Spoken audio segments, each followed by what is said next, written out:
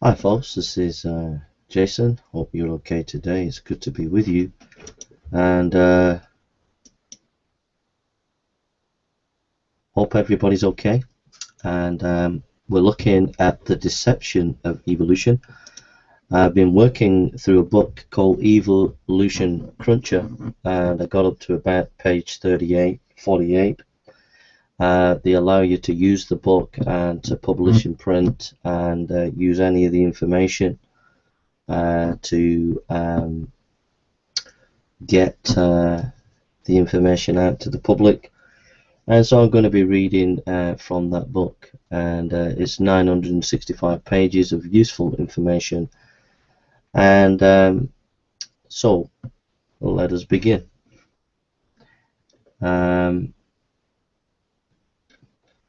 We'll start from 1949. Chinese Communism, 1950, when the communists took control of China in 1950, the first new text introduced into all the schools was neither Marxist nor Leninist but Darwinian. Chinese communist leaders eagerly grasped evolutionary theory as a basic foundation of their ideology. The government established the Paleontological Institute in Beijing with a large staff of paleontologists dedicated to proving evolution. Sir Julian S.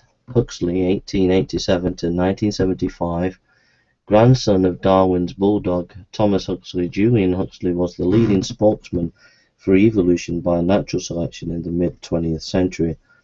Upon being named the first Director General of UNESCO, he was able to make evolution the keystone of United Nations scientific policy. He saw it as an opportunity to extend evolutionary thinking to the nations of the world, and he made the most of it. Julian Huxley UNESCO pamphlet. Pitdown skull debunked. In 1953, this piece of skull and separate jaw was the only clear evidence that man was descended from an ape-like creature. In 1953, Kenneth Oakley, British Museum geologist, Joseph Weiner, Oxford University anthropologist, and Lee Gross Clark, anatomy professor at Oxford, managed to get their hands on the Pitdown skull and jaw and proved it to be a total forgery.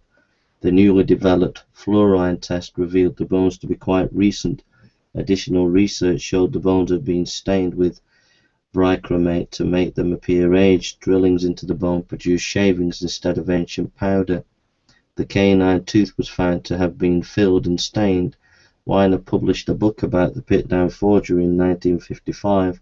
William L. Strauss, The Great Pitdown Hoax, Science, February 26, 1954. Robert Silverberg, Scientist and Scandals, a book of Hobbes, 1965. Amino acid synthesis in 1953, when Stanley Miller produced a few amino acids from chemicals amid a continuous small sparking apparatus. Newspaper headlines proclaimed life has been created, but evolutionists hid the truth. The experiment had disproved the possibility that evolution could occur. The amino acids were totally dead, and the experiment only proved that synthetic production of them would result in equal amounts of left and right-handed amino acids. Since only left-handed ones exist in animals, accidental production could never produce a living creature. Al Milner, Encyclopedia of Evolution, 1990, page 274. Discovery of DNA. 1953, Rosalind Franklin took some special photographs which were used in 1953 by Francis Crick and James Watson without giving her credit. To develop the outstanding helix model of the DNA molecule, DNA has crushed the hopes of biological evolutionists, for it provides clear evidence that every species is locked into its own coding pattern. It would be impossible for one species to change into another, since the gene network together so closely. It is a combination clock, and it's shut tight. Only subspecies variations can occur. Varieties in plants and breeds in animals. This is done through gene shuffling. A.I. Aperin, Life, Its Nature, Origin and Development, 1961, page 31. Herbert P. Jockey, A Calculation of Probability of Spontaneous Biogenesis, Bioinformation Theory, Journal of Theoretical Biology, Volume 67, 1977, page 398. The odds of accidentally producing the correct DNA code in a species or changing into another viable species are mathematically impossible. This has repeatedly been established by J. Leslie, Cosmology, Probability, and the Need to Explain Life in Scientific America and Understanding, page 53, 64 and 65, E. Ambrose, Nature and Origin of the Biological World, 1982, page 135. 5 polls about evolution in 1954. The general public supports the teaching of creation in public schools, not just evolution, by a massive majority of 86% to 8. AP and NBC polls. Number 2, a national poll of attorneys agreed 56% to 26%, and find dual instruction constitutional 63% to 26%. The American Bar Association commissioned a poll. Number 3, a majority of university students at 2 secular colleges also agree, 80% at Ohio State and 56% at Oberlin. 2/3 of public school board members agree, 67% to 25%. American School Board Journal poll. A substantial minority of public school teachers favor creation over evolution. Houston Analytical Consulting poll source, W. R. Bird, Origin of Species, Revisited, 1954, page 8. Kurzweil Research, 1956. After 15 years of careful research, Donathan A. Kurzweil, Loma Linda University biochemist, published an important book, Exodus Problem and its Ramifications. Kurzweil correlated an ancient Egyptian and Bible events and dates, providing us with one of the best ancient chronologies available. He showed that Menethos king list overlapping in a major reduction in the duration of Egypt's dynastic history and placement of its first double ruler dynasty at around 2150 BC. This study, along with others reviewed in Chapter 21, Archaeological Dating, showed that archaeological dating does indeed correlate closely with Bible history. Due to a lack of space as we neared publishing time, we had to omit most of this chapter, but it is on our website.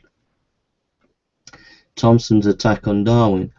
In 1956, W. R. Thomson, a leading evolutionary scientist, was asked to write the introduction to the 1956 reprint edition of Darwin's Origin of Species. In it, Thomson scathingly attacked Darwin's theories and every essential point as worthless.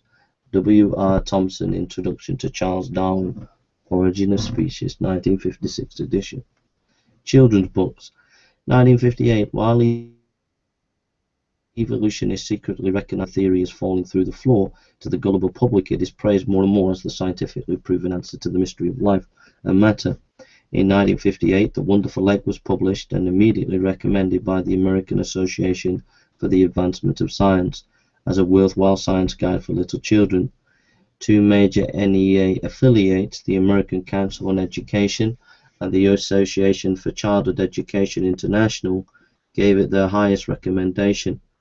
The book tells about a mother dinosaur who laid a wonderful egg, which hatched into a baby bird, the first baby bird in the whole world, and a baby bird grew up with feathers, the first beautiful bird that ever sang a song high in the treetops of long, long ago, quoted H. Morrison G. Parker, What is Creation Science, page 148. Geoscience Research Institute. In 1958, this creation organization, GRI, now located in Linda, California, was organized specifically to carry on research work in the area of creationism and produced educational materials for scientists and science teachers. Darwinian Centennial Celebration, 1959. As the year 1959 approached, evolutionists saw it was a splendid opportunity to ballyhoo the glories of evolution theory. As the 100th anniversary of Darwin's Origin of the Species approached, a flood of books and articles appeared. The largest between was held at the University of Chicago, where Julian Huxley gave the keynote address, focusing his attention on a triumphant total repudiation of God.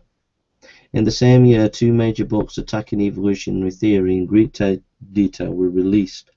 The first was Gertrude Hamelfrabe's Darwin and the Darwinian Revolution. Holding a doctorate from the University of Chicago, her book was a powerful expo on the havoc the theory has wrought on the modern world. The second in-depth book was by Jacques Bazoun, history professor and dean of graduate faculty at Columbia University. His book Darwin, Marx and Wagner declared that evolutionary theory was directly responsible for European wars of 1870 to 1945. Biological Sciences and Curriculum in 1959. Another significant event the year was the establishment of a standardized biological science curriculum study, BSCS, the public secondary schools. The stated objective was the teaching, here it is, of evolution, sex education and racial problems and the need for legalizing abortion. A.B. Groban, Biological Science and Inquiry into Life. BSCS quickly received a $7 million grant from the National Science Foundation to develop this new series. Shortly afterwards, the second major textbook revealed Project Man. A course of study was given $7 million by the National Science Foundation. It was filled with humanism and morally objectionable interpretations of personal and social life. Revolt in France in the early 1960s.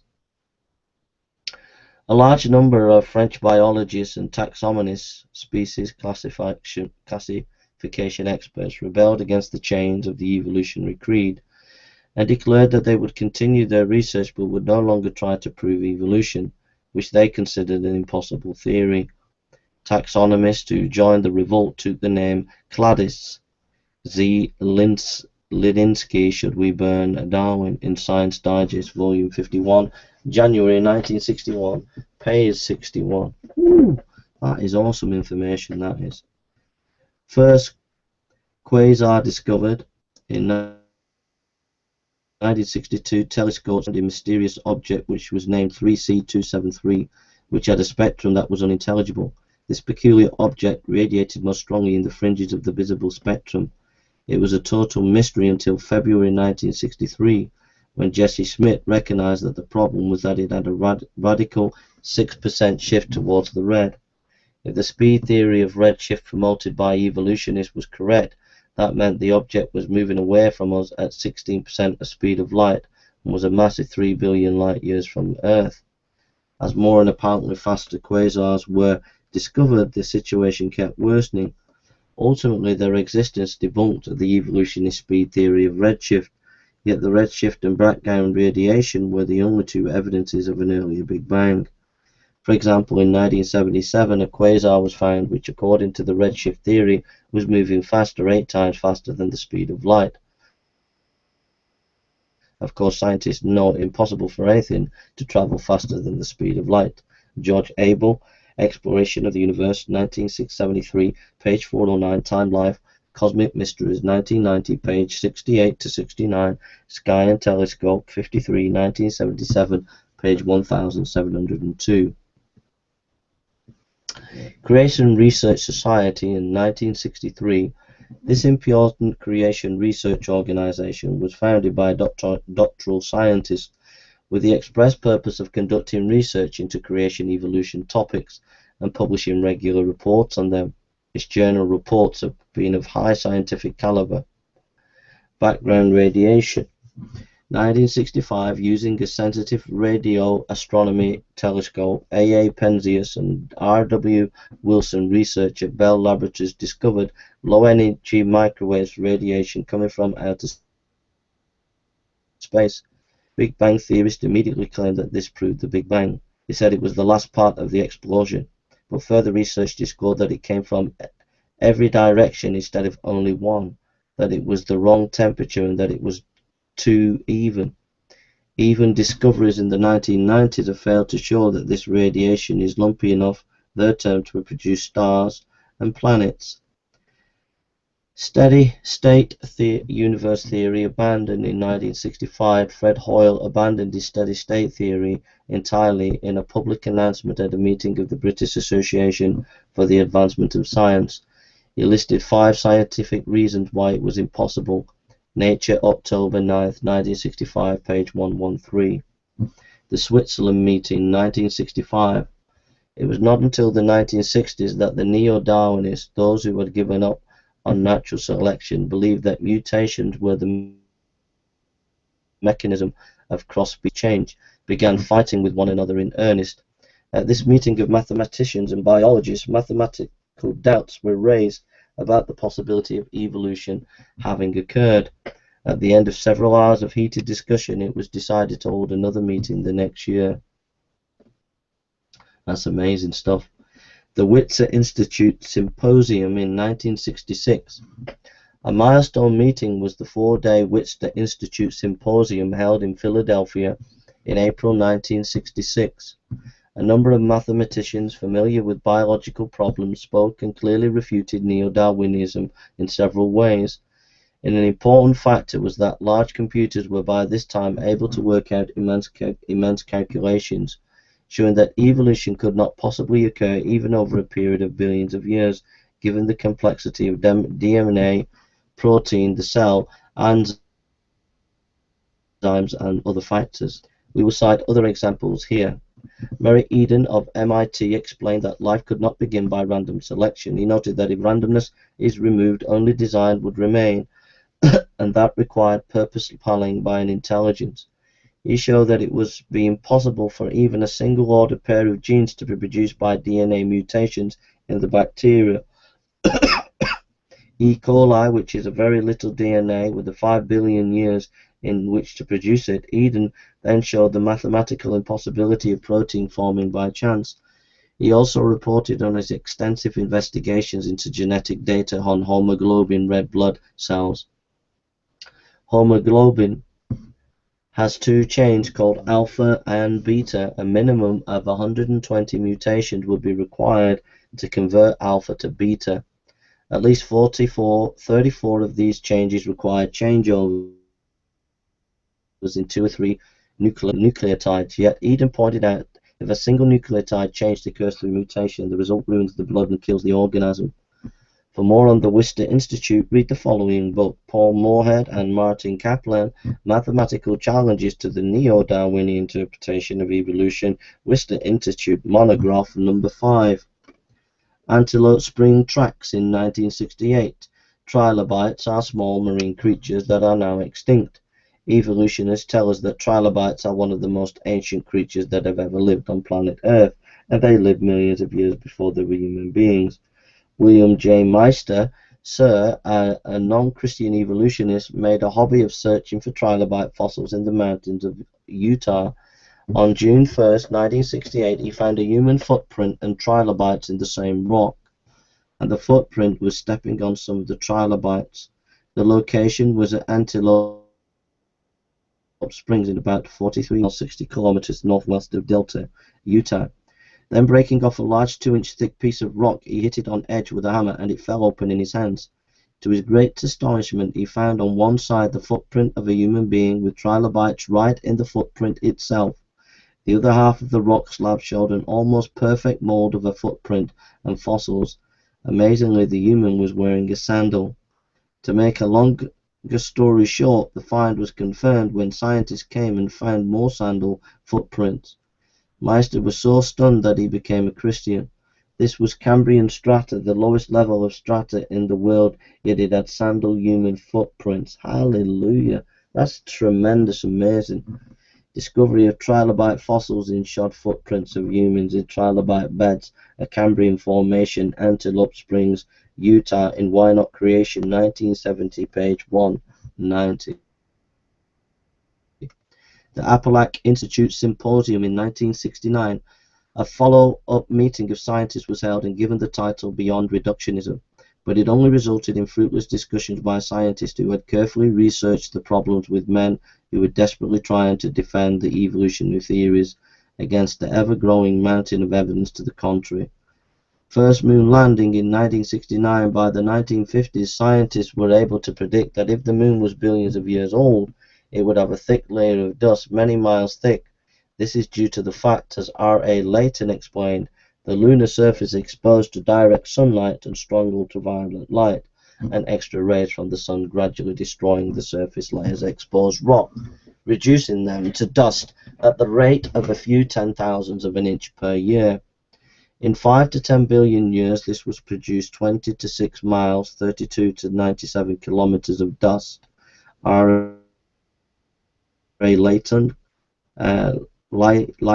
quoted in R. Weiss on Creation Evolution Controversy, page 175.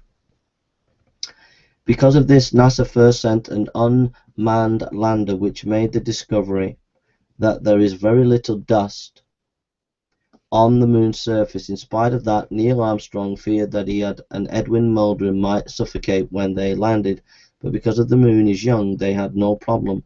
Landing on July 20th, 1969, they found an average of 3 to 4 inches of dust on its surface. That is the amount one would expect if the moon were about 6,000 to 8,000 years old at a rate of 1 inch every 10,000 years. In Isaac Asimov's first published article in 1958, he predicted that the first rocket to land on the moon would sink gloriously in the dust and everyone inside would perish. Article mentioned in Isaac Asimov on Science, a 30-year retrospective, 1989, page 16 to 17. Born inventory in 1971. A complete listing of all the Australopithecine finds up to the end of 1961 was printed in a new book. This included all the African bones of our half-ape, half-human ancestors. Time, Life, The Missing Link, Volume 2. Although 1,400 specimens are described, most are little more than scraps of a bone or isolated teeth. Not one complete skeleton of one individual exists. When parts of bones are found, they of course can be moved into various positions and be interpreted as belonging to different creatures with very different skull and jaw shape. To this day, there is no real evidence of any genuine non-human ancestor of ours.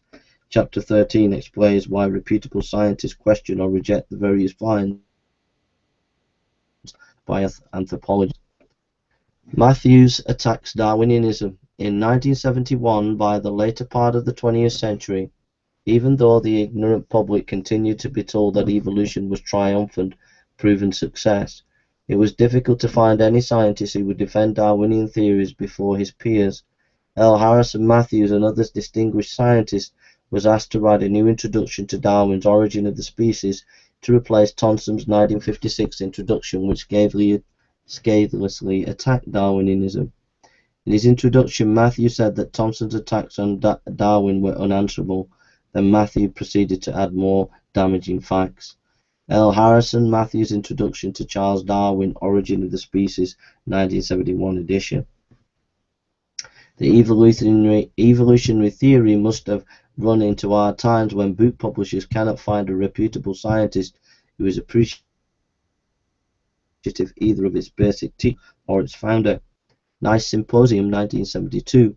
By the early 1970s, not only were biology evolutionists in turmoil, but cosmologists and astronomical evolutionists were also.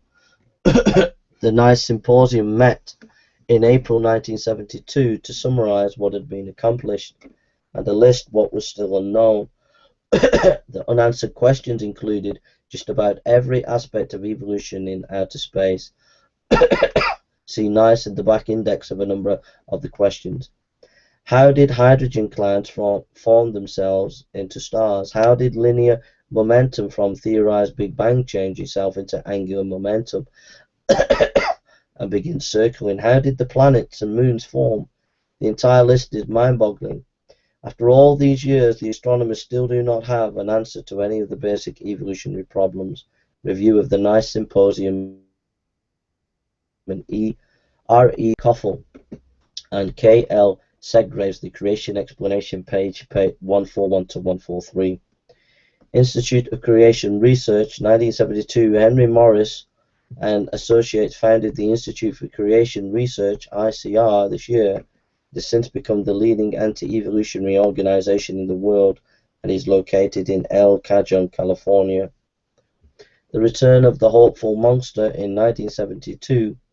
Stephen Jay Gould, a highly respected paleontologist at Harvard, Niles Eldredge, the head paleontologist at the American Museum of Natural History in New York City, and Stephen M. Stanley of Johns Hopkins University led out in resuscitation Richard Goldschmidt's hopeful monster theory, demanded that a community of evolutionary scientists consider it as the only possible mechanism for transspecies changeovers. It was first revived in a cautious science paper presented by Gold and Eldridge in 1972, punctuated Equilibrium, an alternative to phyletic gradualism in 1972, but it was not until 1977 that an article by Gold brought it back to center stage, Return of the Hopeful Monsters in Natural History, June-July 1977.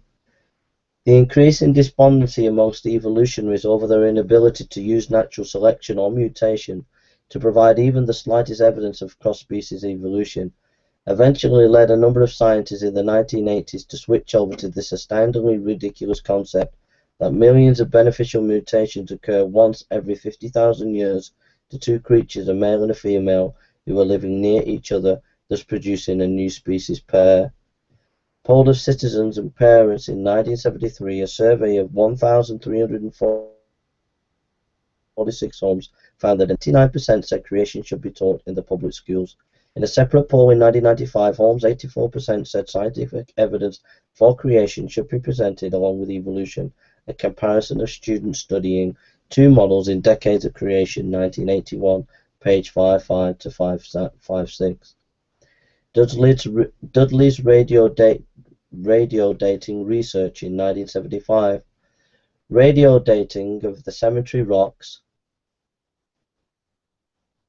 based on uranium and thorium and other chains had been relied on heavily to provide the millions of years dates, but a broad variety of research data repeatedly demonstrated that these methods are extremely unreliable.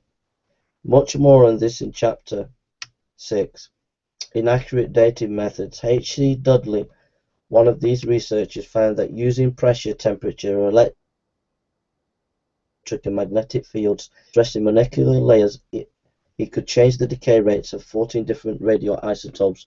The implications of this are astounding. The strata were laid down under great pressure and samples would vary widely to temperature and other changes. Such discoveries, along with the fact that the dates never agreed with one another, greatly reduced the value of radio dating radium, thorium, and other rocks. H.C. Dudley, Radioactivity Re-examined in Chemical and Engineering News, April 7, 1975, page 2. Leakey's footprints. In 1977, throughout the 20th century, human footprints have been found in supposedly ancient rocks, sometimes with dinosaur prints. We will mention only a couple examples in this chapter. In Chapter 13, Ancient Man for More. In approximately 1977, Mary Leakey found L.A.T.O.L.I. in Africa, 30 miles 40 kilometers south of Olduvai, Georgia, human footprints which by strata they are on evolutionists date at 4 million years in the past. Yet they are identical to modern human footprints. These and other footprints disprove evolutionary theory, especially those in which dinosaur prints are found with human footprints. Dinosaurs are said to be dated from 65 million to 135 million years ago, whereas man is said to have appeared far more recently. National Geographic, April 1976. Science News, February 9, 1980. Plesiosaur discovered in 1977. Scientists have wondered for decades whether an extinct dinosaur would ever be found alive. Then in April 1977, a Japanese fishing vessel caught a 4,000-pound, 1,814 kilogram, 10-meter creature in its nets of the east coast of New Zealand. A qualified zoologist was on board and photographed and examined it carefully and confirmed that indeed it was a plesiosaur, a sea-dwelling dinosaur which supposedly had been dead for 100 million years.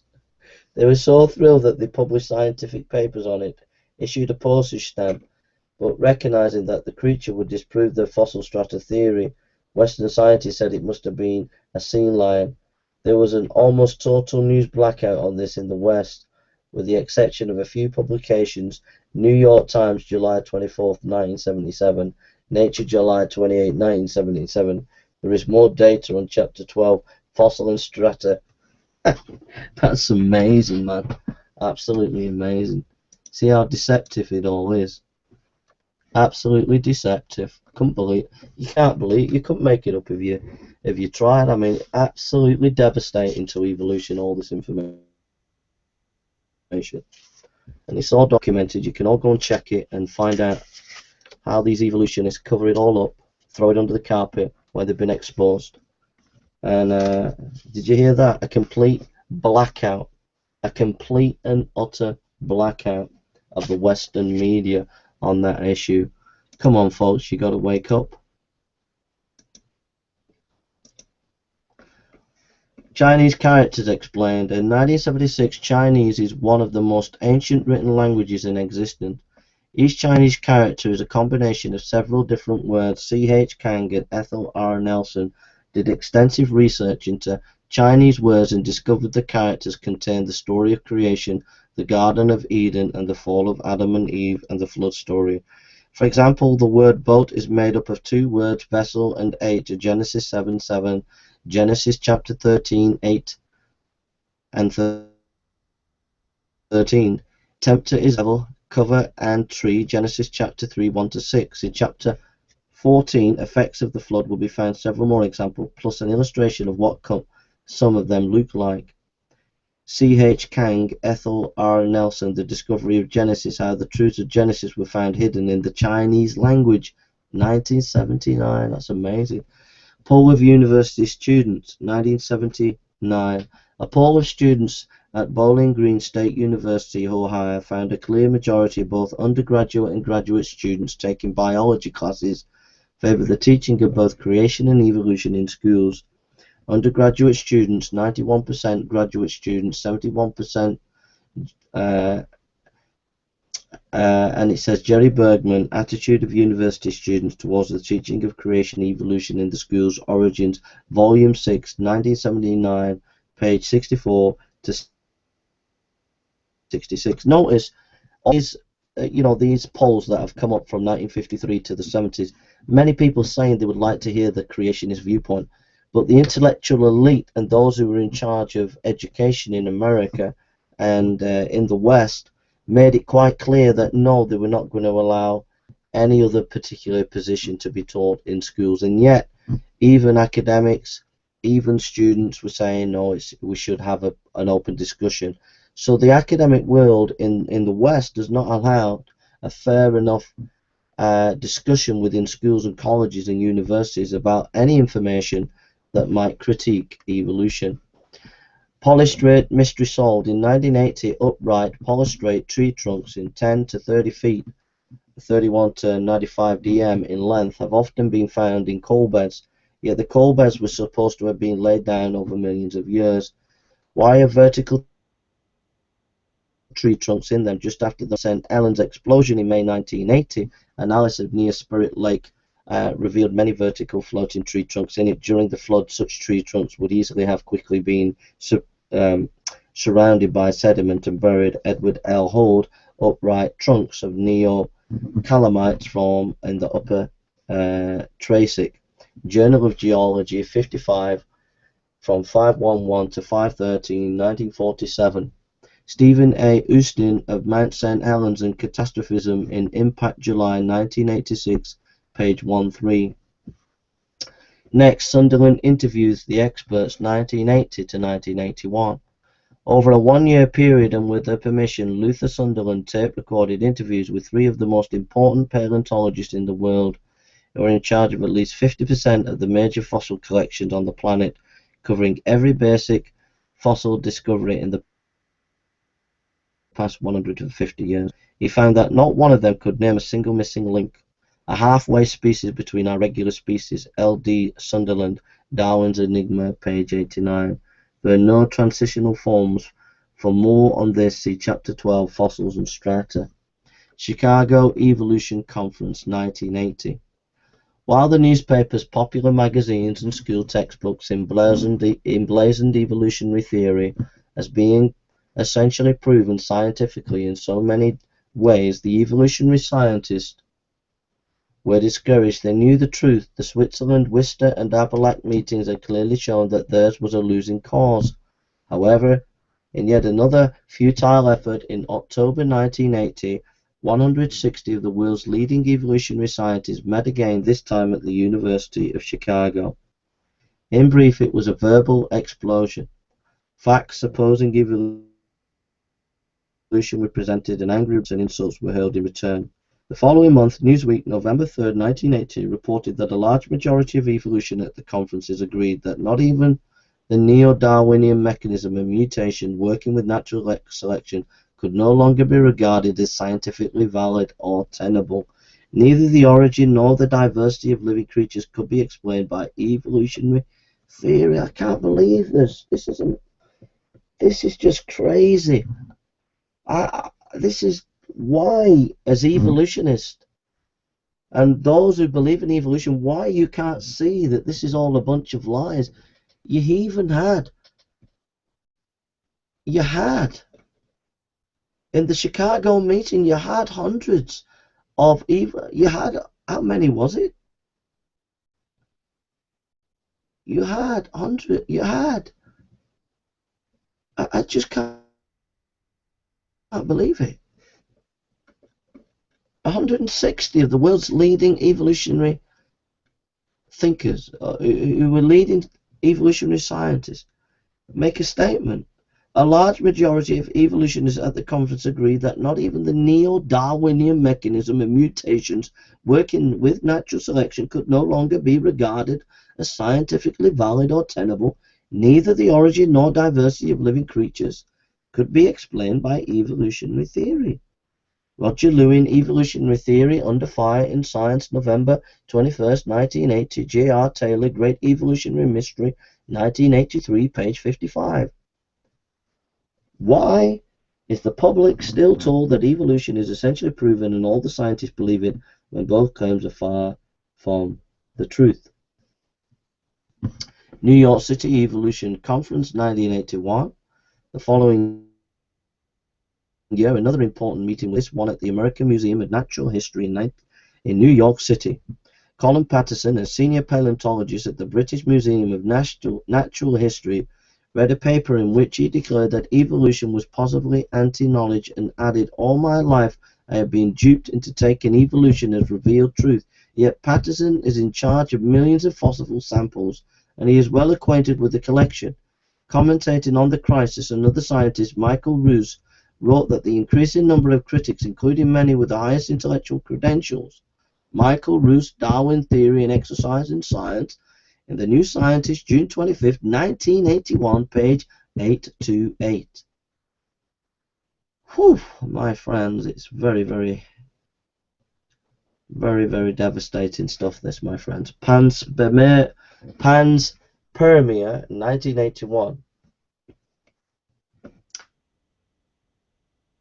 Amid the series of desperation and despair rising from evolutionary scientists, one of the most famous scientists of the 20th century, a Nobel Prize winner, came up with a new theory. In 1981, Francis Crick, the co-discoverer of the structure of the DNA molecule, published a book declaring that directed panspermia was responsible for life on Earth. According to this theory, people from another planet sent a rocket down with living creatures on it in order to populate our planet. Crick admits that this does not explain how nearly all our plant and animal species came into existence, nor does it explain the transportation problem. Centuries of travel through the cold of outer space would be required.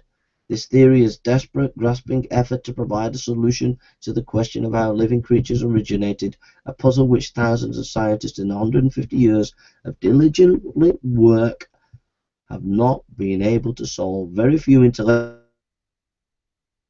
have accepted panspermia. My friends, panspermia is a desperate attempt. My friends, come on. When you start pumping out that kind of nonsense, it means it's all over for evolution. You would agree? Would you agree? I'm sure you would agree. It's absolutely desperate that you would come up with that kind of nonsense. Absolute desperation.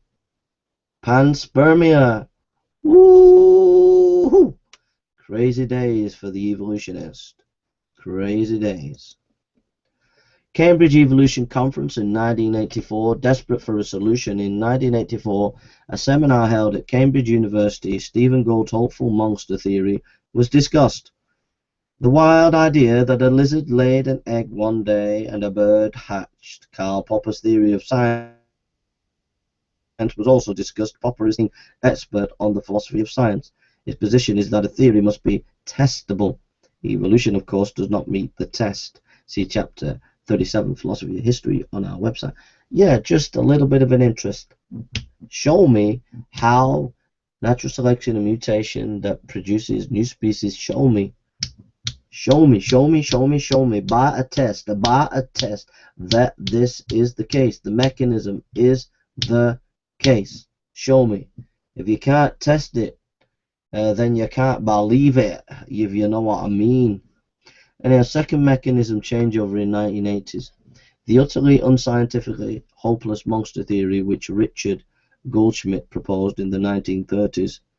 Hey, I tell you what you evolutionists can do. You could put your monster theory and your panspermia theory and have a pans monster theory to come up with how life came on the earth. Oh, come on, my friends, it's just desperate. Yet as the years passed and a great mountain of evidence surfaced against both natural selection and mutations as a mechanism of cross-species change, the experts felt desperate. There was nothing left but the theory of sudden, miraculous million mutation, beneficial changes once every 50,000 years, which Gould, Stanley and their associates were increasingly urging. Just as astronomers had, in desperation, accepted the ridiculous Big Bang explosion theory 20 years before as the cause of a universe of orderly galactic systems, so the biological evolutionists now went farther out on their own evolutionary limb. Geneticists, biologists and paleontologists recognized that the evolution of one species out of another was impossible, otherwise evolution is in hopeless desperation fled to an imagined hopeful monster. Answers in Genesis in 1980 started Answers in Genesis, a creationist organization now located in Florida, Kentucky. It has rapidly become a powerful voice in unveiling evolutionary errors in meeting on college and university campus and elsewhere. For every one creationist organization now in operation, there ought to be 100. Why not start one yourself? Why not start one yourself? Halton C. Arp eliminated. In 1983, a leading astronomer and president of the Astronomical Society of the Pacific in the early 1980s, ARP, carried on research for over 30 years, including extensive research time at Palomar and Mount Wilson observatories. He studied over 260 galaxies in more than 80 groups and tabulated 24 main galaxies and 38 discordant redshift companions, plus much more. His studies clearly refuted the speed theory of redshift, which, along with background radiation, was the crutch that evolutionists leaned on to defend the Big Bang. Halton Arp, Quasars, Redshift and Controversies in 1987, page 5, plus many scientific articles. Threatened with disbarment from U.S. observatories if he did not stop tearing down one of the two Big Bang pillars, he refused. A few eminent astronomers, including the renowned astrophysicist Geoffrey Burbidge, made impassioned pleas for everyone to keep an open mind, but to no avail. In 1983, Caltech's Telescope Allocation Committee decided that ARP's line of research was not worthy of support, and he was to receive no more time for his work at the telescopes of Mount Wilson and Palomar observatories. Refusing to switch over to politically acceptable studies, he left Caltech for a position in the Max Planck Institute of Munich, where he continued to pursue his ideas. Referring to abrupt and ignoble ouster, Burbidge later wrote, "No responsible scientist I know, including many astronomers who were strongly opposed to Arp's thesis, believes justice was served." Time, Life, Cosmic Mysteries, 1990, page 67, 68. I mean, that is just absolutely indicting of evolutionary thinking, because any scholar, I mean, this was a guy of tremendous eminence in the scientific world, and because his ideas were upsetting their ideas, of the Big Bang, then we've got to get rid of it. It's just absolutely shocking, and you should be ashamed of yourself to be following evolution when you've been doing the stopping research and academic work by eminent scientists like that. Orkman debunked. 1984 news at last, one of our half-ape ancestors have been found in the Aguilecia region of Spain. Certified as the oldest man in Europe by a distinguished team of paleontologists, it made the headlines. An investigation was mailed to scientists throughout the continent to attend a meeting where they could deliver learned papers about the matter. But then, the scientists in Paris discovered that it was a skull fragment of a 4-month-old donkey. Yes, a 4-month-old donkey. Spanish officials had to quickly mail 500 letters cancelling the meeting. As taken from a man. London Daily Telegraph, May 14th, 1984. Dear me, evolutionist, it's not looking good for you today, is it? And I suspect you'll be all doing your little spinning like you always do in the next few days and weeks ahead, spinning and saying, well, we got to get rid of that Jay because he's producing all this material showing how our beliefs aren't true and all the rest of it. Oh, Jay, how do you define species? You don't even know what species is, Jason. That's the kind of nonsense kind of arguments that these evolutionists that I've met come up with. Look, define your terms. We'll let you define the terms, but at the end of the day, my friend, we don't look at donkeys and say they're a man. And then try and get hundreds of scientists to come and discover the new half man and half ape, and then find when it's all said and done, it's a donkey. I mean, come on. That was in 1984. As taken from a man, London Daily Telegraph, May 14th, 1984. Atheist and evolutionist. Archaeopteryx debunked in 1985, although no cross-species missing links, half of one species and half another, had ever been found. Something close to it had been discovered. As mentioned earlier, in 1861, a fossilized feather was found in the limestone deposits of Solnhofen, Germany, near Eichstätt. It was considered valuable since it reportedly came from the late Jurassic strata, and there were not supposed to be any birds back then. Soon another fossil was offered for sale, always from owners of the same quarry. It was a bird with feathers, with a head and neck missing. The British Museum paid a lot for it, so in 1877 another bird with feathers was offered for sale, and this one looked like it might have the head of a small dinosaur. In 1985, 6 leading scientists, including Fred Hoyle, examined the fossil and found it to be a hoax. For details, so you'll see Chapter 17 of the Evolutionary Showcase. Arkansas Creation Trial, 1981. In December 1981, at the Federal District Court in Little Rock, Arkansas, Judge William Overton presided over, in quotes, a trial to decide whether the state of Arkansas could place concepts about creation in public school textbooks. The courtroom of 200 was packed with reporters. The ACLU had over 50 lawyers and working on the case. In contrast, the Arkansas Attorney General Office could only commit 3 of its attorneys to the case. Francesco J. Ayala testified that the origin of living creatures from dirt and water, though it occurred, was not part of evolution. That nicely took the evolutionary puzzle out of the court trial. At any rate, on the basis of a variety of dodges and misstatements by the plaintiffs, the judge against Arkansas State. It is an old fact that the ACLU has advised every state legislature considering enactment of a law permitting equal time for both views that the ACLU will give them another full-blown monkey trial, as they did at Dayton, Tennessee in 1925. The evolutionists never defend their position with scientific facts, for they do not have any. Instead, they use ridicule and lawsuits. Norman Geisler, the creator and the courtroom. 1982, Robert Gentry's Creation Tiny Mystery, 1986. Yeah, it's interesting that this is one of the bullying tactics that evolutionary use, taking states, taking councils, taking schools, colleges to court if any evidence is presented against evolution. So basically, you're not in a free academic environment that's going on. Radioactive halos disproved molten earth theory. 1986, Robert V. Gentry carried on research into radio halos in granite for years, but was discharged from Oak Ridge Research Laboratory in 1982 because he testified in defense of Arkansas State at the above-mentioned trial. He then put his years of research finding and professional articles into a book, Creation's Tiny Mystery, in 1986.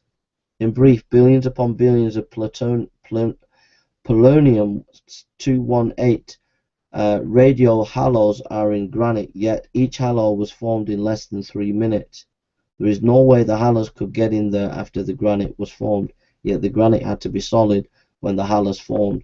This means the granite was created solid in less than 3 minutes. Since granite is the basement rock under every continent, it would be impossible for the Earth to have been a molten mass, as conjectured by the evolutionists.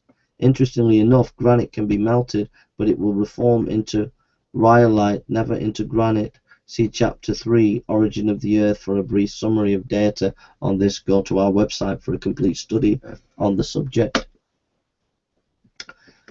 Poll of biology teachers in 1988, a survey conducted by the University of Texas found that 30% of 400 high school biology teachers believe in biblical creation and only 19% believe in evolution.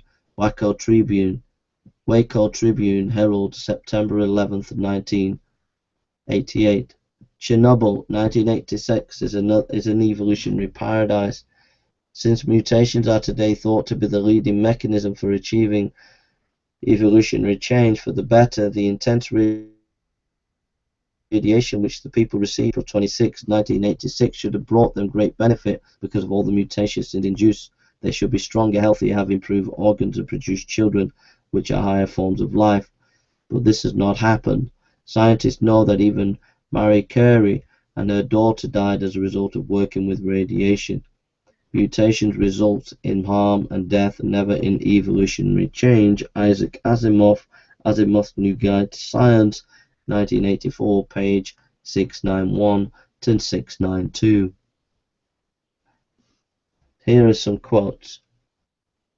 I have often thought how little I should like to have to prove organic evolution in a court of law. Errol White, Proceedings of the Linnean Society, London, 1966.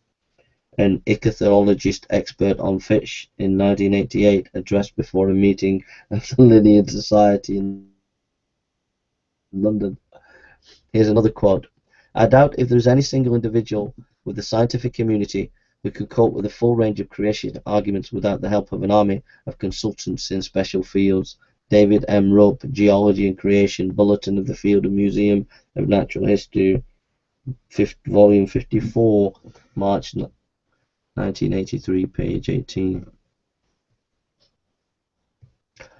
Next thing, evolution could not do this. So I hope you're all sitting pretty. This has been a revelation, and I hope that you're okay today. And we're going to continue this, and as you can see, it's full of interesting information.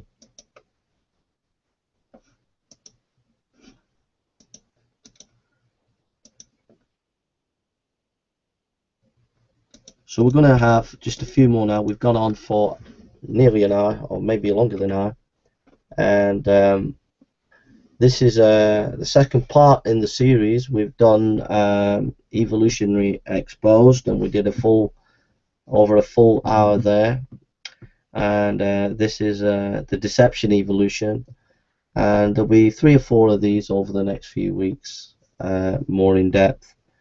And I hope you can see that when we look at this in depth and we consider evolution like this, that there's some shocking, absolute shocking facts that the atheist will not tell you, the evolutionist will not tell you, and it's quite devastating to their position. What they want to do is just bog you down with technicalities, but when we actually look into it, it actually doesn't bear. Basically, they're browbeating you with authority, scientific authority, but without the actual evidence. That's what they're doing. When you scratch below the surface, when you scratch before the surface, you find that these things are very, very poor. So what I'm going to do now, I need to get a glass of water because my throat is tired, and I'll see if I can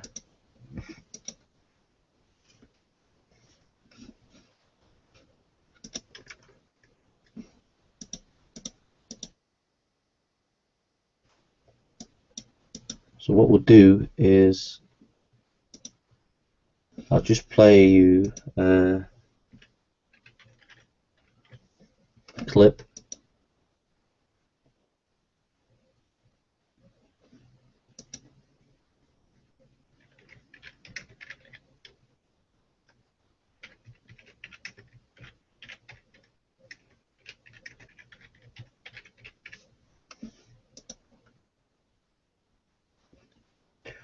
I'm just going to put a clip on for you.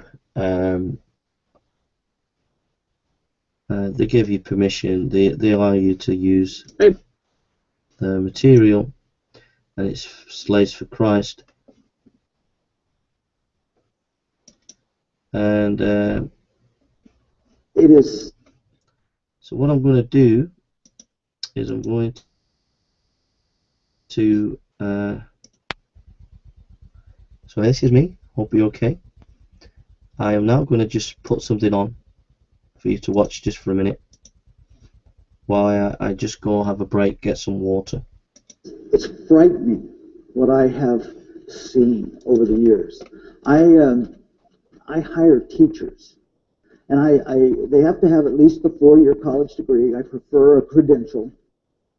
And these students that are college kids coming out of universities, whether they were secular universities or Christian universities, I was absolutely stunned at what they didn't know.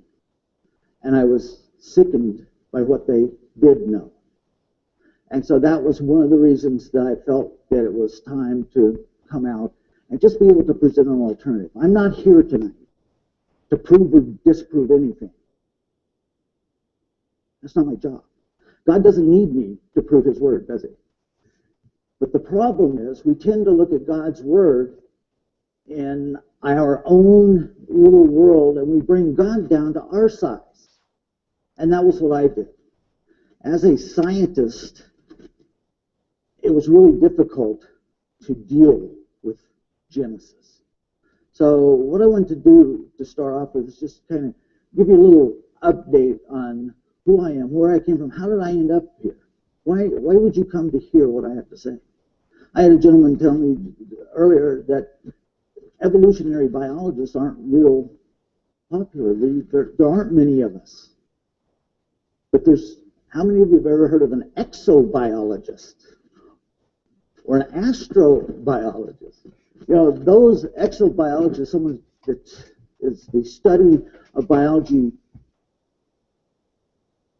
elsewhere. I always thought that was a kind of a neat title in a description. So how do you study life in the universe? Well, you speculate.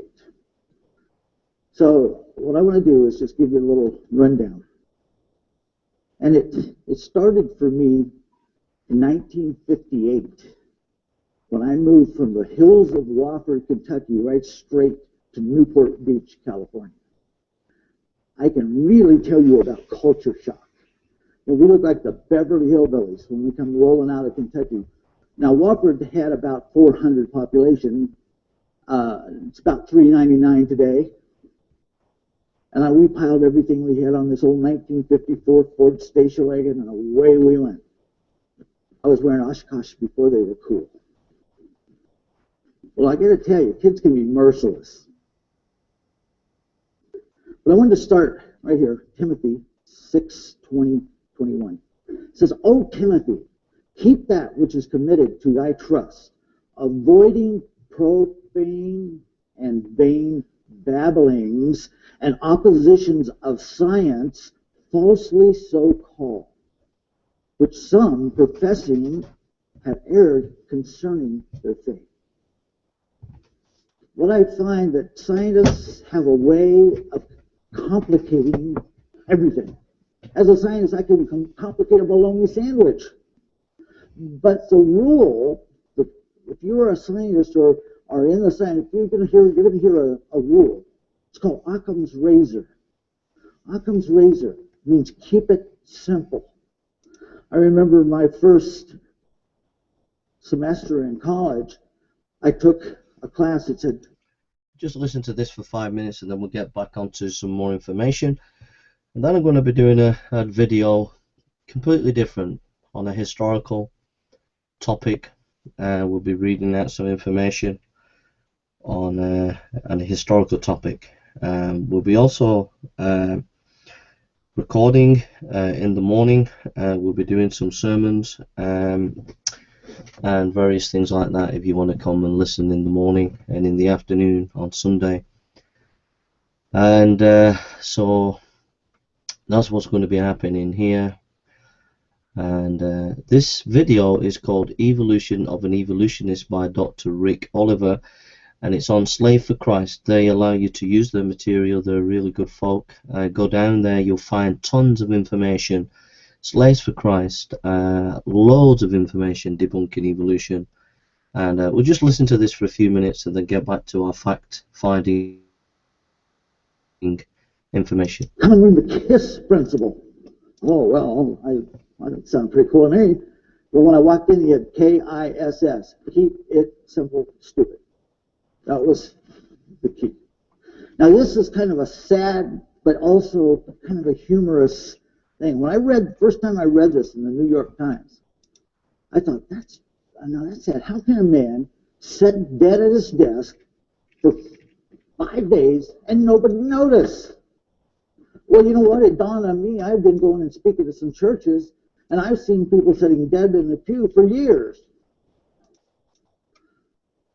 We have to put our faith in this book. We have to put our own nose in this book. Let me read this for you and just see how interesting.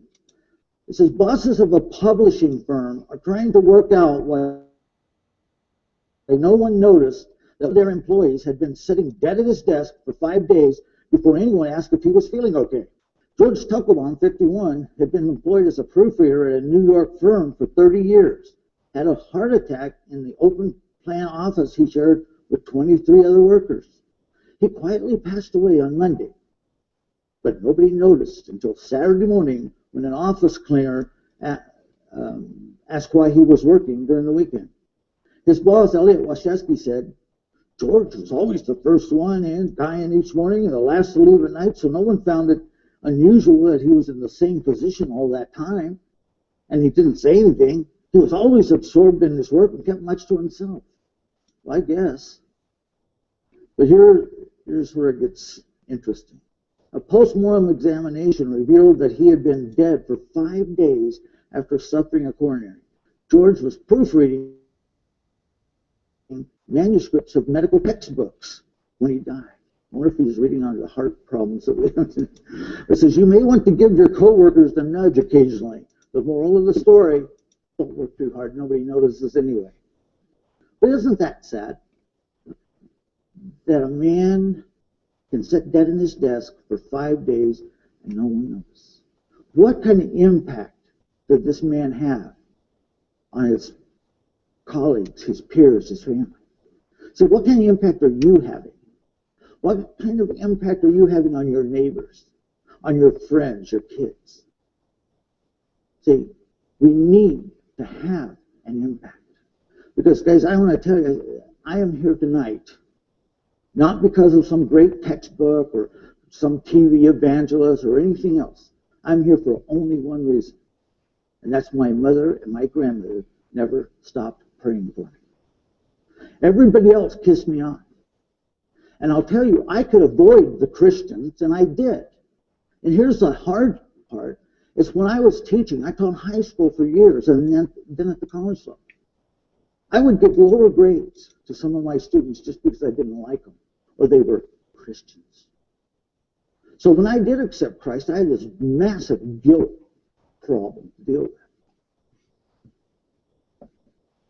My mom or anybody in my family would send me birthday cards or Christmas cards. I could hold them up to the light and I could look and see a check or a gift certificate in there. I would throw it in the trash without opening it.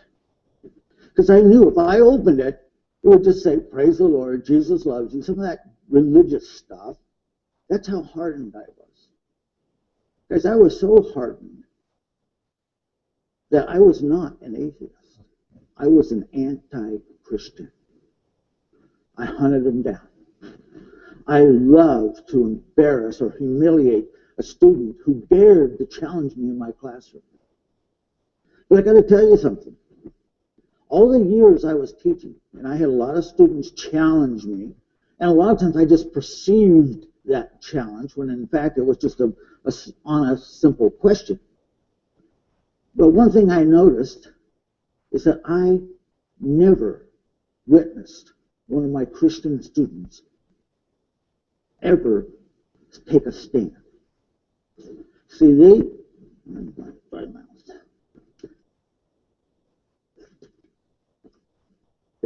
would never take a stand for God's word over man's word. See, I would never allow their God into my science, but they always allowed my science into their God. And if they did that, I had them. And that's one of the things I want to talk to you about in these next few sessions. How we tend to bring God down to our size, put God in this box. You know, how arrogant that we would think that as a finite being, we can bring an infinite being down and understand. You know, God says right in his own words, there are just some things he knows that we don't. You know, people say, well, you know, as a scientist, this is not a textbook. No, it's not a science textbook, but I got to tell you something. Every place this book touches on science, it is absolutely correct. This is the only book that has not changed. If some of the books I used as a student, and then some of the books I made my students read, are no longer valid. They're obsolete. Not this one. I always like to start in this area here, where we need to understand that God's word is the true word. And we've got to be careful when we start messing with God's word. He tells us if we add to or take away from, there's problems. So you've got to understand that the deception is really subtle. See, Satan doesn't run around in a little red suit with a pitchfork and, you know, a cartoon character. But yet a lot of people put him in that position. We either give him too much credit or not enough. I love this, Matthew 24:4. Jesus was talking to his disciples. Jesus answered and said to them, take heed that no man deceive you. Simple, straightforward, absolute fact. Will God deceive you? No. But I guarantee you, men will deceive. So the best way to understand or know what is true and what is just wild speculation is to check it yourself. You go to the author of the book, Acts 17:11. These Bereans were more noble-minded than those in Thessalonica, in that they received the word with all readiness of mind and searched the scriptures daily. Did you catch that? See, they didn't search the textbooks daily or the science journals. No, you search scripture to find out the truth. And guys, that's hard. I cannot believe how many times I saw these wonderful, brilliant students, when they were pressed, they would cop out for man's word over God's word every time. And I got to tell you, there's just two choices. You don't have to make a list over here and a list over here and all of these things. No, there's just two. God's word or man's word. Where do you want to put your faith? And that's what it's built on. You know, it's okay for you to have a different opinion than I do. It's okay for us to have different opinions. That's perfectly legitimate. But what is not fair is for me to inflict my opinion on you as fact. And see, that's what's happening to the students. They are being force-fed. Students are being taught what to think, not how to think. And that is so destructive. We're talking here, folks, about two religions, because that's what they are. And see, I hear people say, well, you know, we shouldn't even use that word, evolution. You know, I had a lady sitting in the front row at Mount Hermon Conference Center. It's a huge conference center. It's been there since 1906. And it's a very solid Bible-based camp, where it was. But let me tell you, this little old lady sitting in that front row, I start talking, and after a few minutes, you know, she's sitting there, she had this cane, and she's leaning on it, and she just jumps up and comes right up to me. And I'm thinking, she's going to hit me with that stick? What? And she says, you're new here, ain't you, young man? Well, that tells you how old she was. She called me young man. And I said, yes, ma'am, I am. I'm relatively new here. She says, you know this is a Christian camp? I said, yes, ma'am, I do. That's why I'm here. She said, you shouldn't use that word. You used that word evolution 26 times. So she was sitting there counting how many times I used the word evolution. She never heard a thing I said. You know, evolution is not a dirty word, folks. Evolution just means change. That's why the title of my talk tonight is The Evolution of an Evolutionist. Pretty cool, huh? See, I have evolved into the creationist I am today. See, that just means I've changed. But let me tell you, my PhD tells people that I am a professional evolutionary biologist. So I believe in evolution. I know it works. I have made it work. See, I can mess with the genes of a dog, and I can get yellow labs, chocolate labs, black labs, but I can't get a cat. See, change within us, because that's no problem. We adapt, we change. I can go in and talk in places. I've been invited into a few secular colleges, and I was invited to speak at this arena. There were 17,000 people. Guys, that's frightening. It's a sea of faces. It's not even fun because you can't even relate with anyone.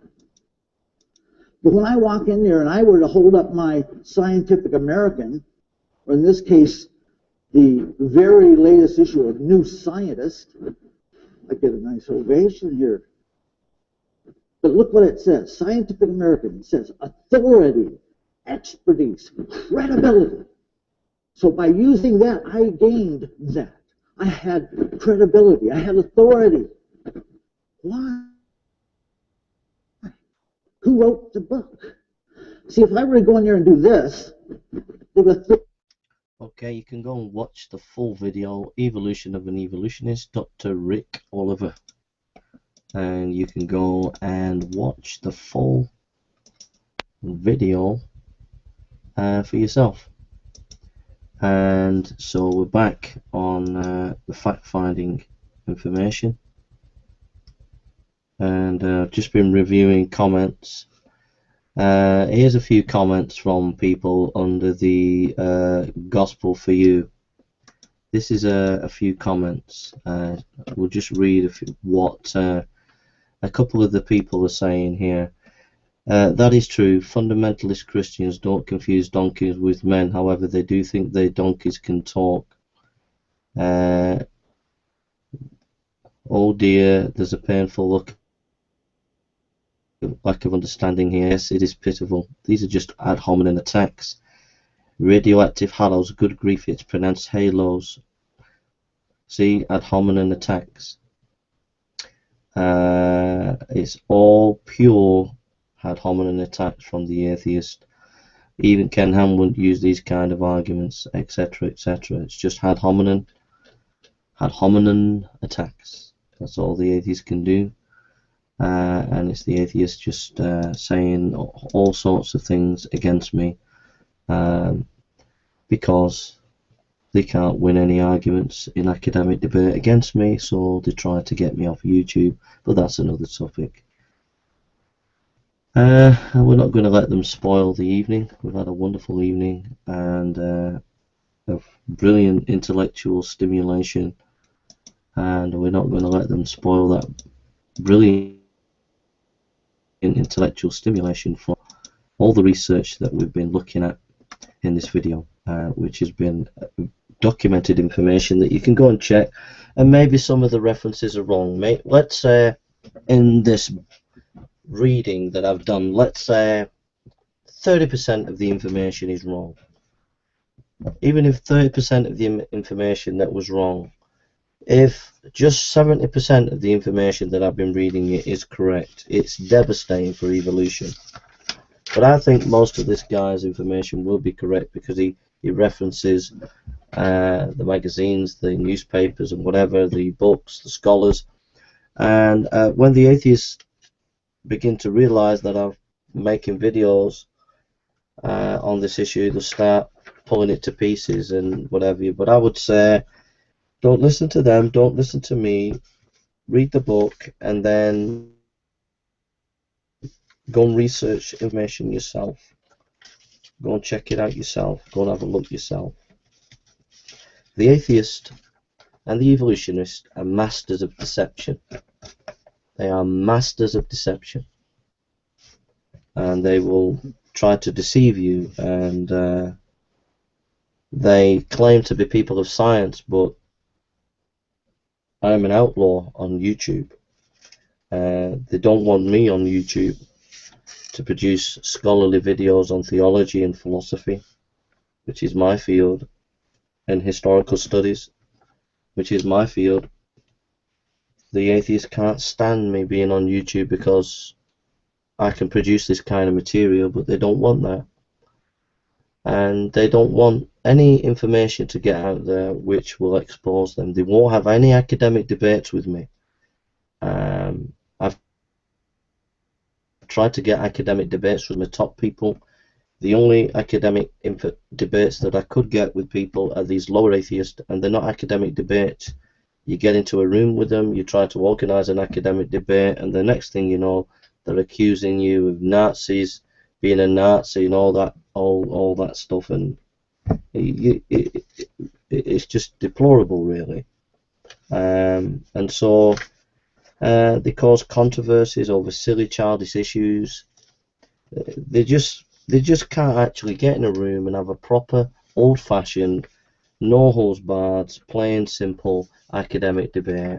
They've always got to snigger and laugh and mock and all the rest of it, and it's a shame. It's a shame because they're impeding, they're holding back academic research. They're holding the atheists on the internet, especially. They're holding back the intellectual climate of the West. They're clogging up the system. They're spoiling dialogue and discussion and debate on the internet because they are anti-intellectual, these atheists. And the same goes for the evolutionist. Actually, the evolutionists are anti-intellectual. They're actually stopping the progress of science.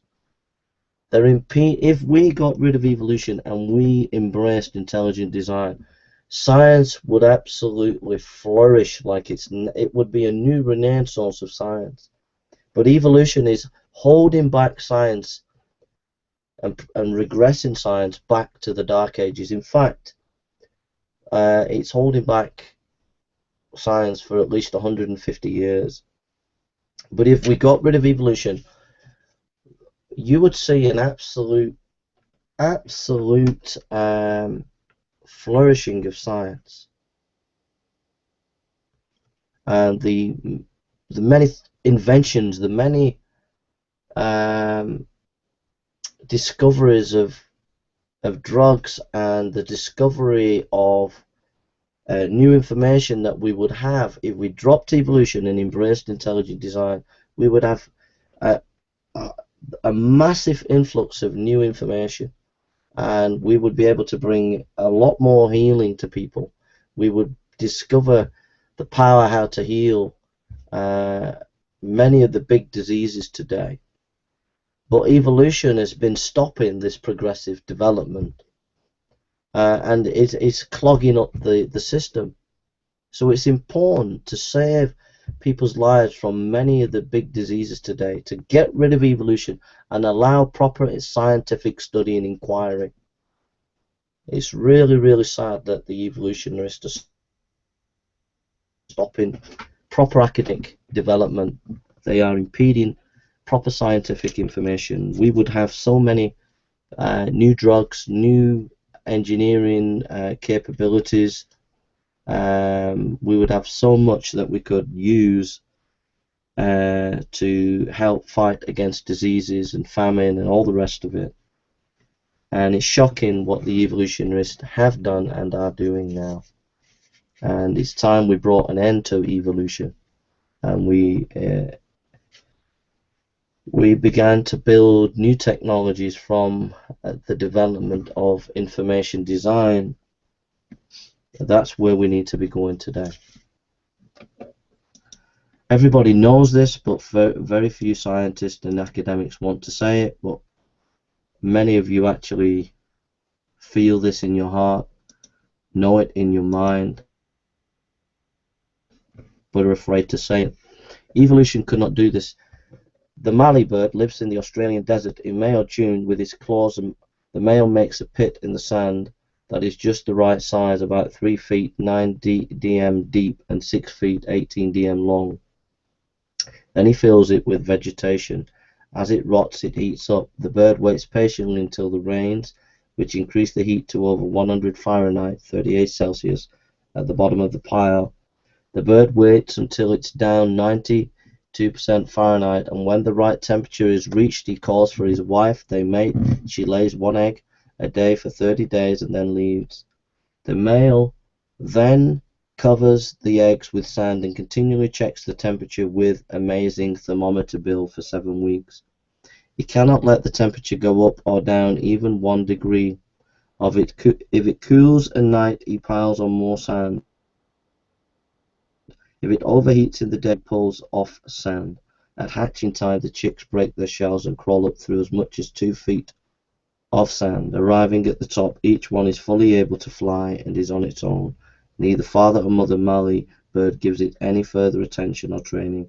When it grows up, it does as its parents did.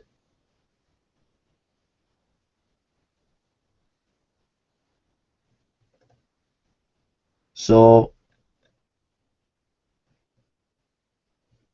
that's chapter 1, and we've reached page 69.